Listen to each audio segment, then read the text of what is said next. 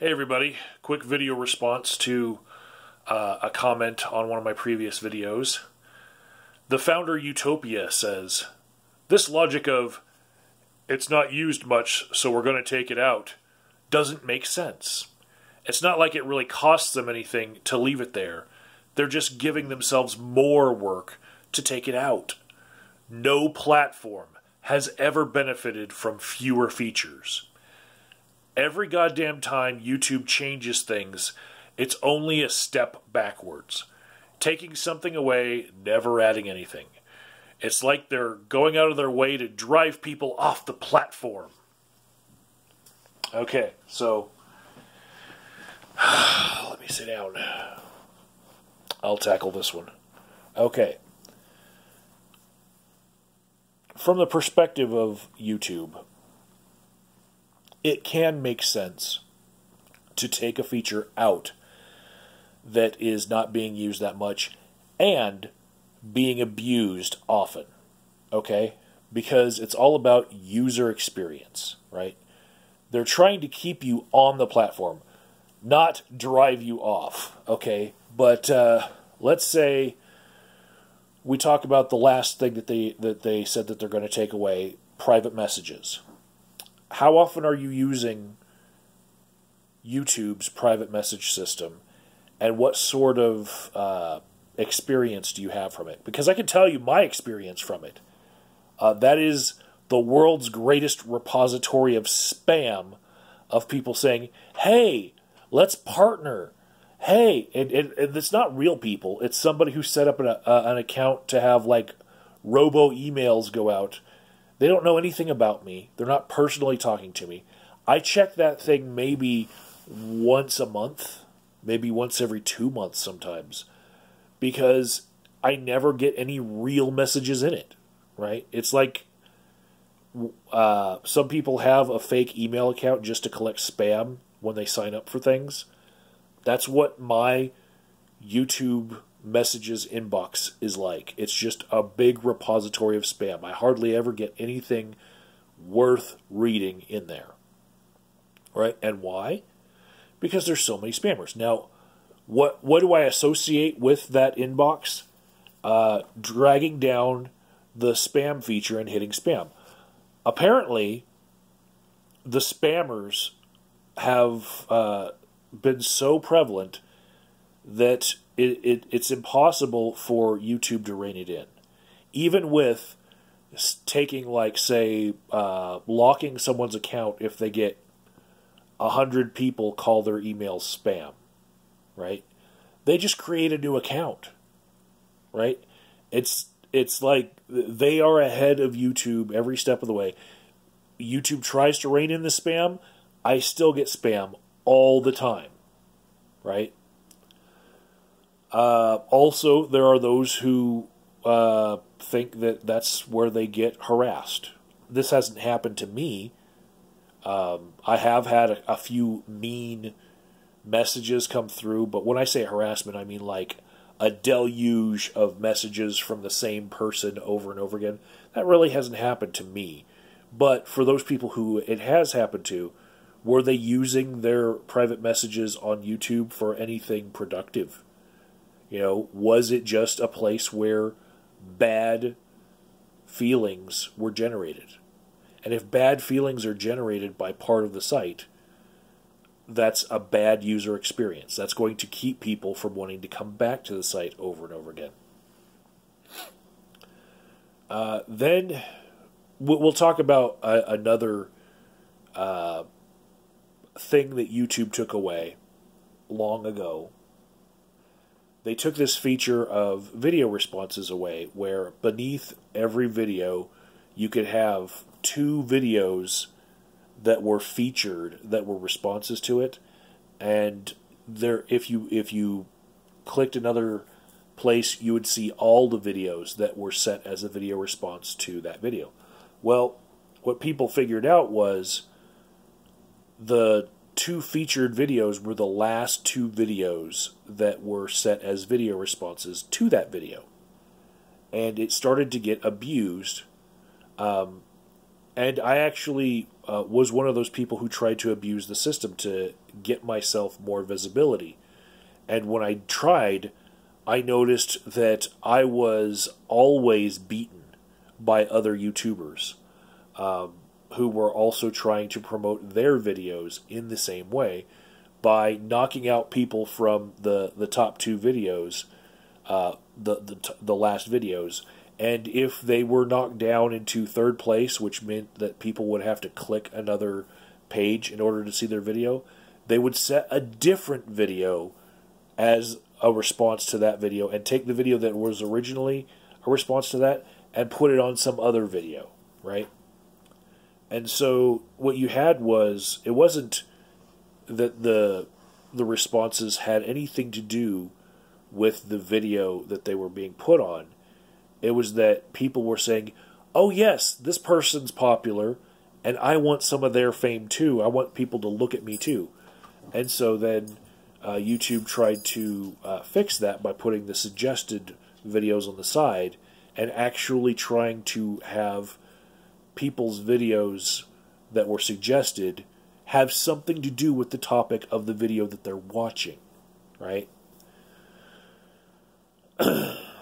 What it ended up being was a bad user experience for lots of people. For some, the video responses were just a way to get distracted from the point at hand because they had nothing to do with the original topic, and so they'd place a down thumb and leave a comment like, this has nothing to do with the video that it's a response to. And then for others, it was just this sense of, I can't make myself get more visibility on YouTube. I'm in this rat race against other YouTubers, and I have to spend 30 minutes a day swapping out videos that are responses to other videos in order to make sure that those video responses are seen by people, to put myself in front of people's eyes. And so those people that were using it for self-promotion, it was bad for their health. It wasn't making them happy about being here on YouTube. It was just another rote thing to do in order to promote yourself, which took a lot of time out of people's lives that they could have been making more quality content. So the founder Utopia says that no platform ever has gained anything by removing features, right? I'm going to go ahead and say Facebook versus MySpace is a really good example of how less features can sometimes be better for the site experience, for the user experience, because Facebook requires that everyone have the same look to their profile. It's a standard uniform profile, layout. Whereas MySpace allowed people to get creative and let people put source code in to put like cascading skulls and hearts and throw a lot of HTML in there to where they could put JavaScript things and little widgets and buttons and whatnot become parts of circles that were widgets, have site counters of how many people had done whatever on that page, and basically a lot of people's pages exploded with creativity in a way that was different from each and every other page, and it was hard to find the standard information that you were looking for. Whereas on Facebook, you would just, click the About section on them or, hit message to them. It wasn't hard to find the buttons because they're always in the same place, right? Which created a better user experience and a giant migration of people from MySpace to Facebook, the simpler platform with less features on it, way stripped down, right? So YouTube has stripped some other things that people don't normally talk about, but I will. You used to be able to customize your channel page, right? And just like Facebook, they went away from that because of the lesson of MySpace versus Facebook. So now everybody has just a channel banner that they can customize and 3 different pictures, basically, because they're trying to make everything fit cross-platform uniformly between mobile devices and televisions and any computer that you might be looking at the site through, right? But there are strict rules about the size and shape of these images, and you only get a certain number of them, and then that's it. That's the customizability of your channel page, right? It wasn't that way before. You used to be able to change the color, put little widgets in, put all sorts of things in there. There used to be a feature on the channel page where you could see who was subscribed to someone, and you could also see who they were subscribed to. Now, this started getting people bullied because if they were subscribed to the wrong person, that person might have done some giant faux pas in the community.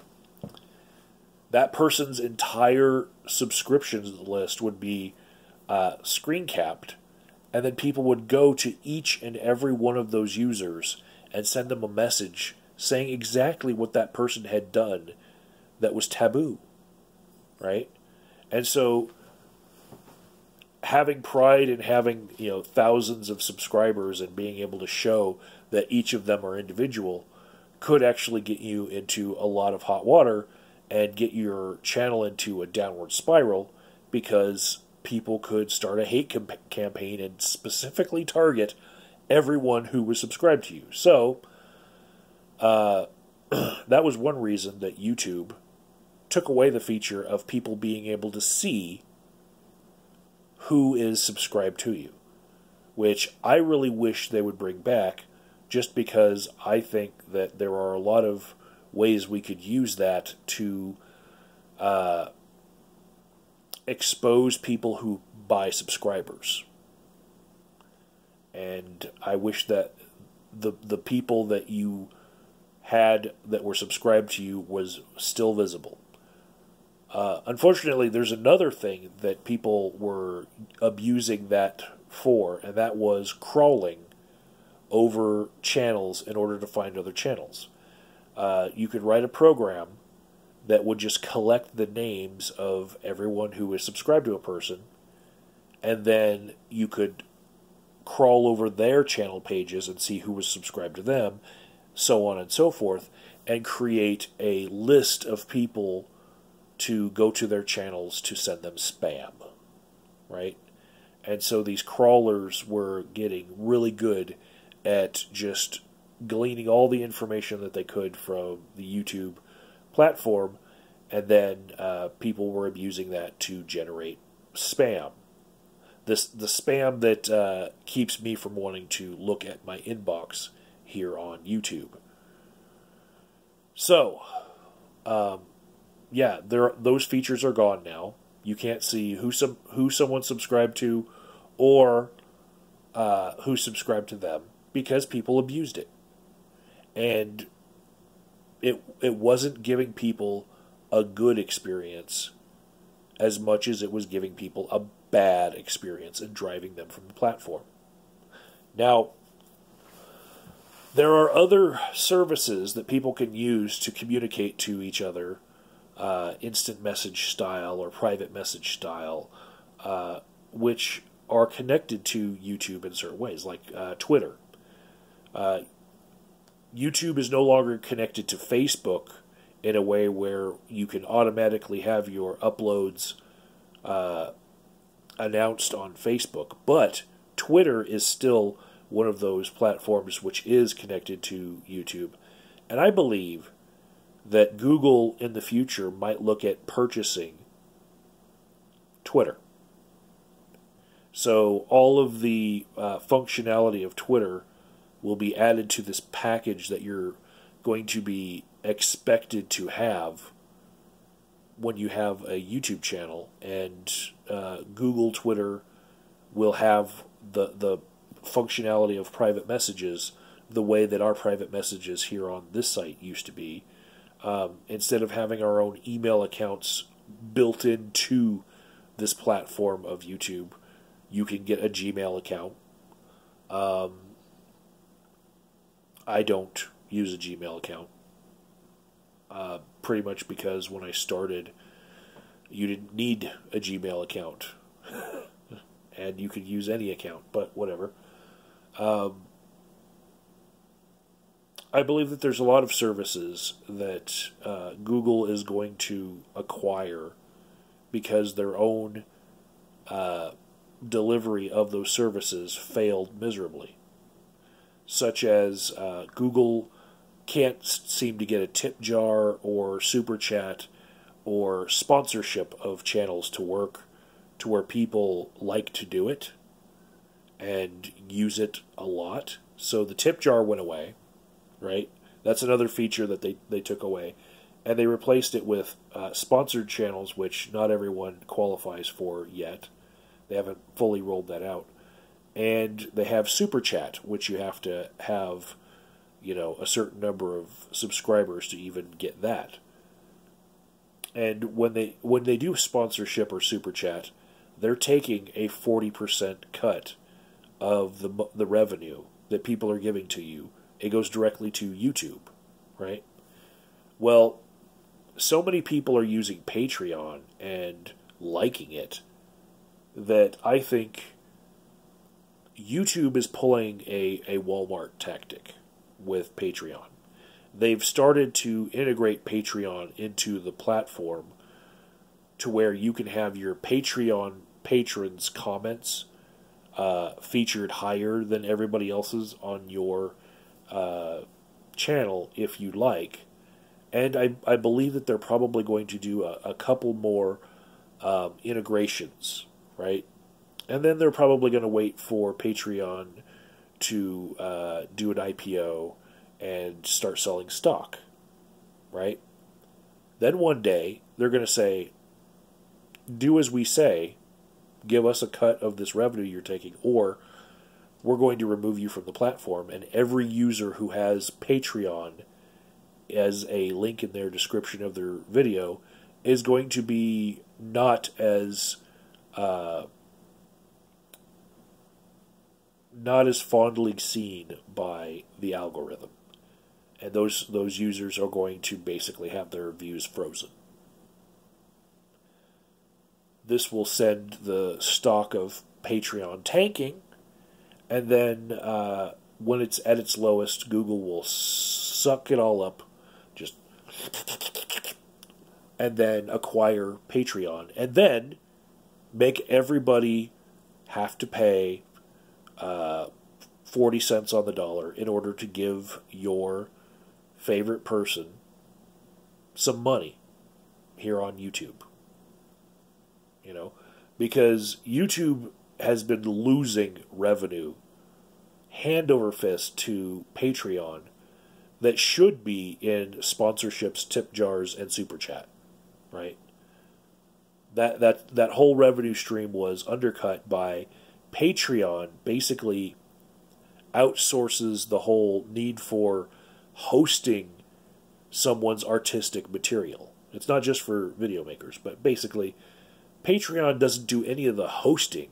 They're just the money middleman, and they only take a very small, tiny cut.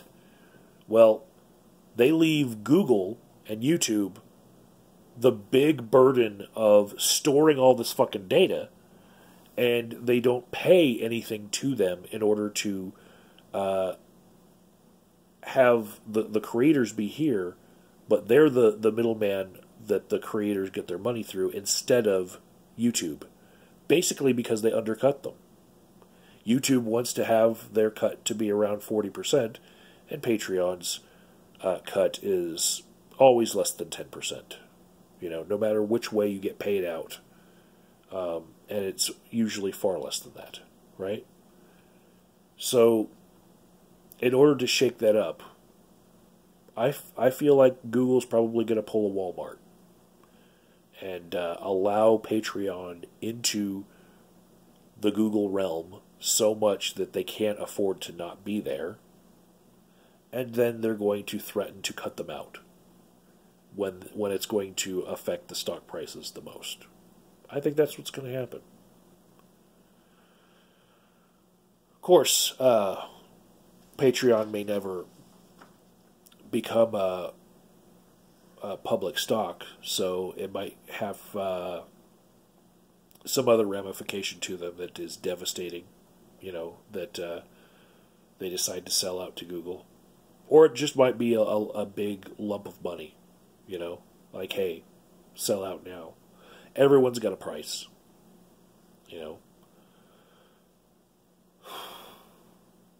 But yeah, a lot of these features that they're taking away, I used them. I used video responses on a very small level in this community, the Great Debate community. But many, many different people had a different experience with it. When they weren't part of a community that was actually talking to one another, video responses were basically, hey, you're getting attention. Can I get some of that attention? Could you put my video on your page so I can get a little bit of the attention that you're getting? Even though that we're not talking about anything remotely alike, there's nothing in common between the things that we're talking about. Please, can I have some attention? The PMs, I used to use them a couple of years ago, a little bit more. And then sometime around the Google Plus integration, then deintegration from YouTube, I stopped getting notifications for any messages that I get in my inbox on YouTube. The same way that I stopped getting any messages telling me that someone has subscribed to me on YouTube. I used to love seeing that. So-and-so has subscribed to me. And then I would go check out their channel.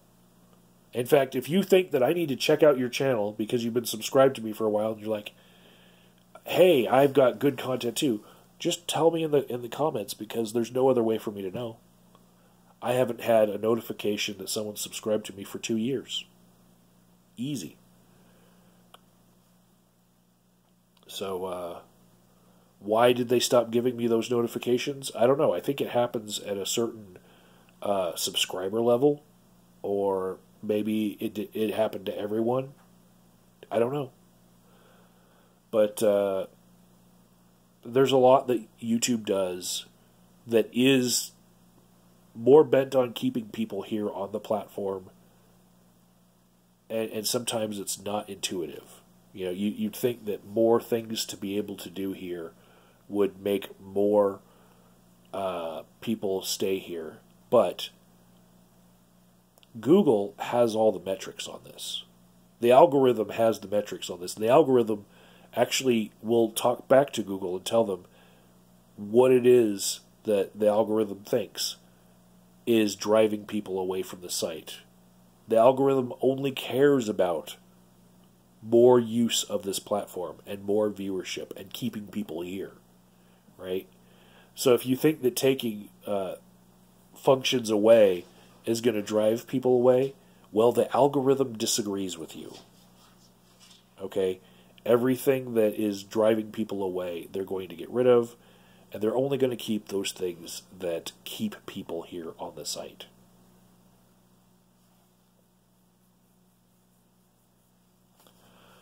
That's 25 minutes or so, so I'll cut it off now. Talk to you guys later.